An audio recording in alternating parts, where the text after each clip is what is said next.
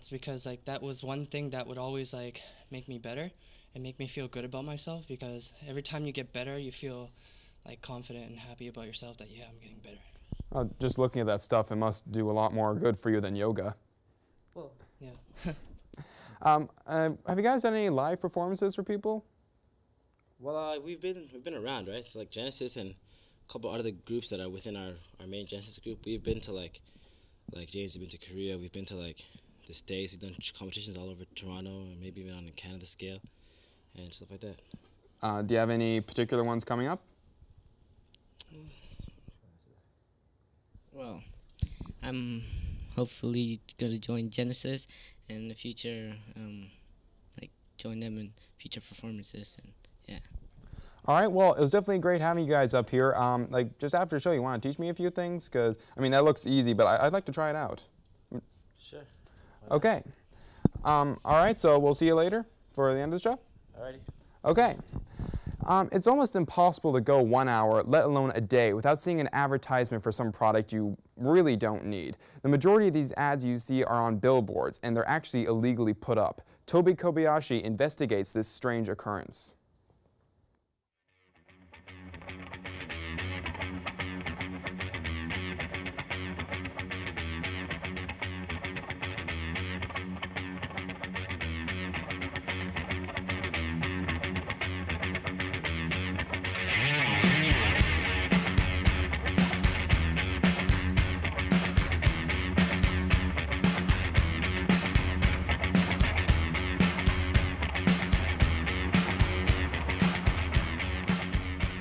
The billboard above me is part of the clutter that has begun to blight the city.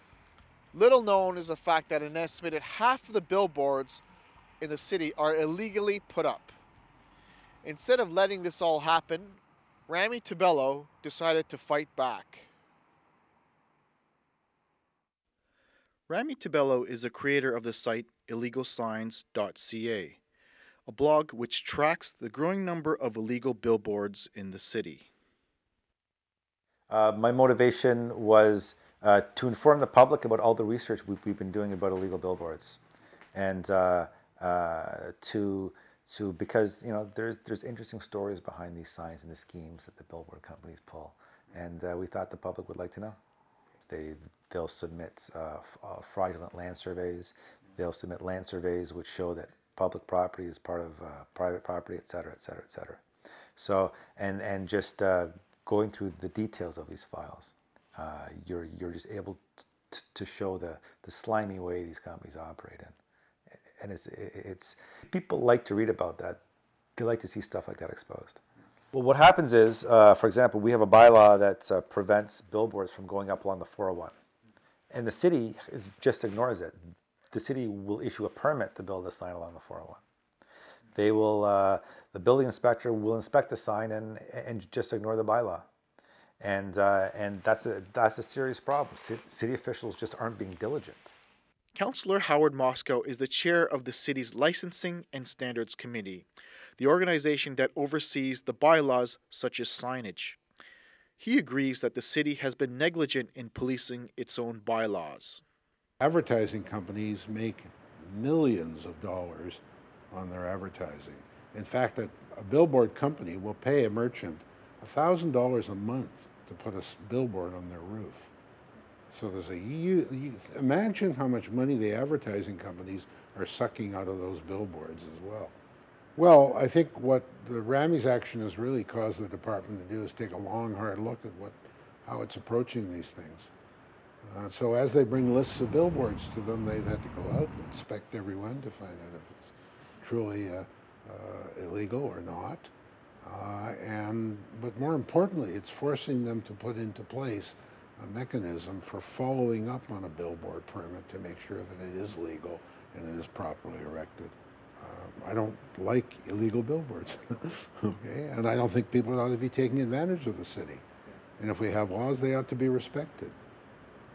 One of the new types of illegal billboards, one of the proliferation of illegal signs has been done with vinyl, because you can just slap vinyl onto the side of a building very cheaply and take it down very cheaply too.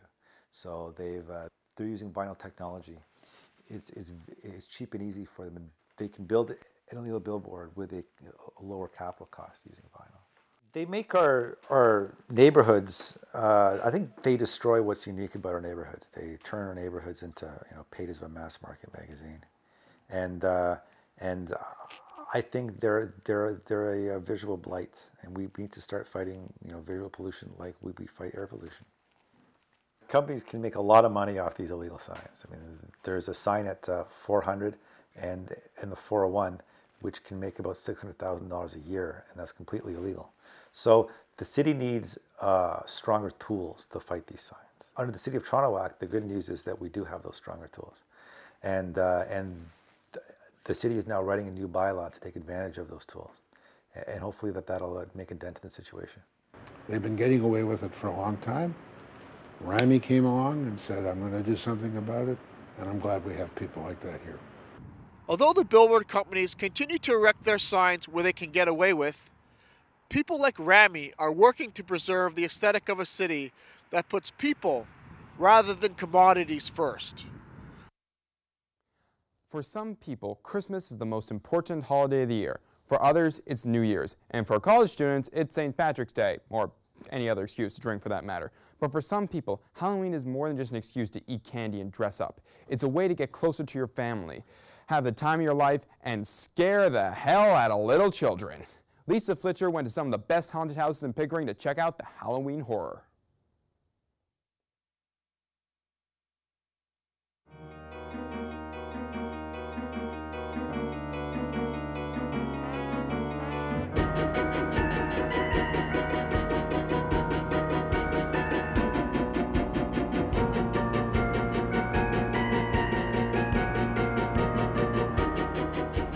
Forget screamers. Forget Canada's Wonderland's Halloween haunt. The real fear is at your neighbors' houses.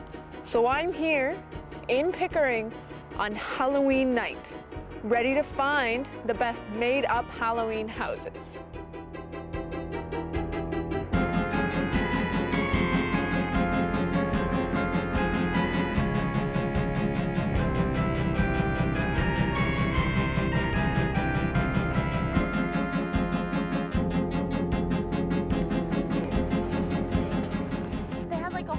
Graveyard thing. It was pretty With good. like fingers and like hands and feet sticking out of the ground.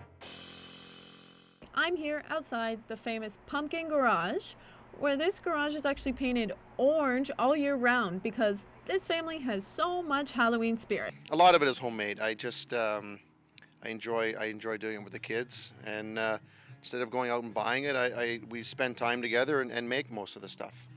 So it's a family thing. It's fun. We have like scary music and we have like shining pumpkins and like one huge pumpkin over there.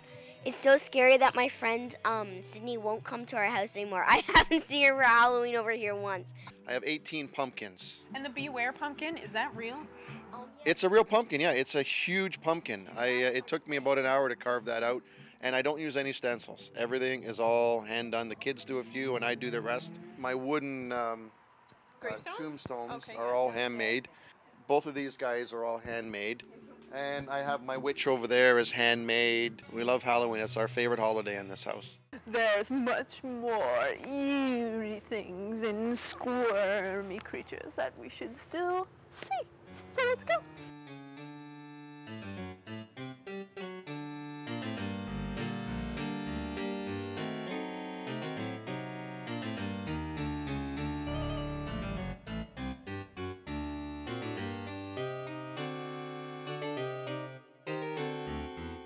My birthday on Halloween. It's your birthday? Yeah, so this is what we do.